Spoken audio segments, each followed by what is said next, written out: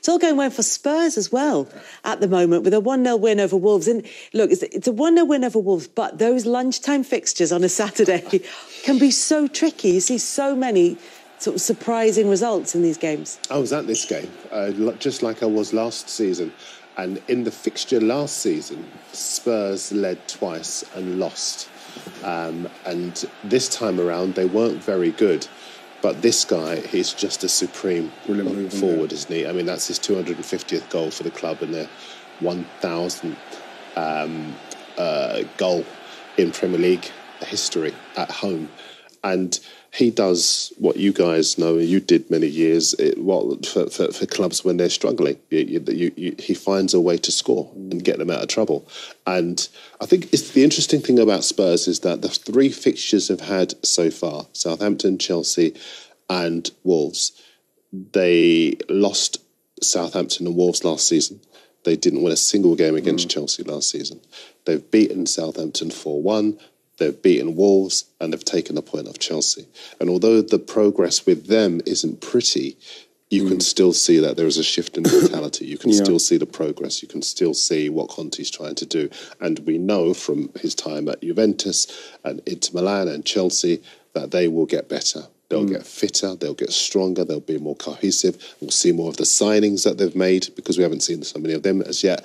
And I think that race for whichever North London team finishes highest is going to be really, really intense. Harry Kane, though, 185 goals, the most for any one club in Premier League history. It just keeps going on, breaking records. And again, when you looked at that goal, what was good about that goal? And they got booed. Did they get booed off at half time? It was, so you can see it's not the most entertaining, but like Darren rightly said, they will get better. I thought Perisic, what I saw of him, looked very good. He's going to be amazing because he's an amazing player.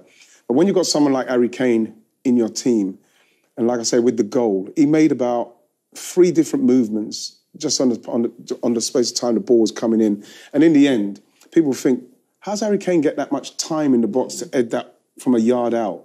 But when you watch, and this is what I'm saying with the kids when you're watching, he made 3 different movements to that defender, what gave him the time to be able to just have a tap in.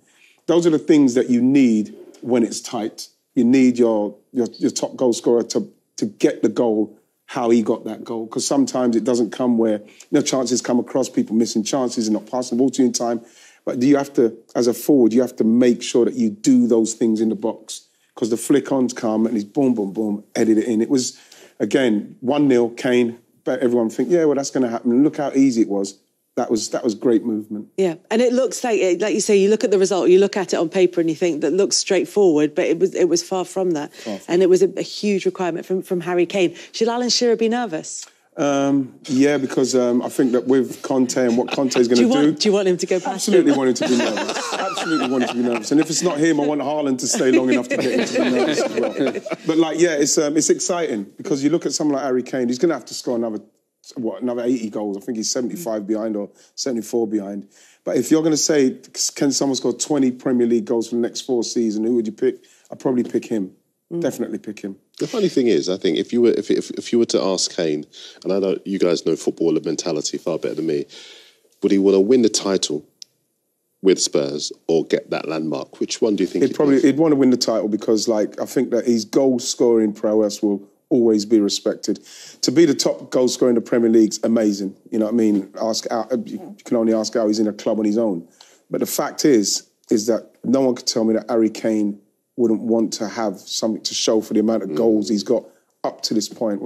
Only player got so many goals for one club as well. We're talking about a supreme goal scorer. He will want something to show for that. Yeah, Alan Shearer might have company in the 200 club after this one. Yeah. It's only him and Wayne. There's lots of you in the 100 club. Yeah. The 10 a penny. But the 200 club.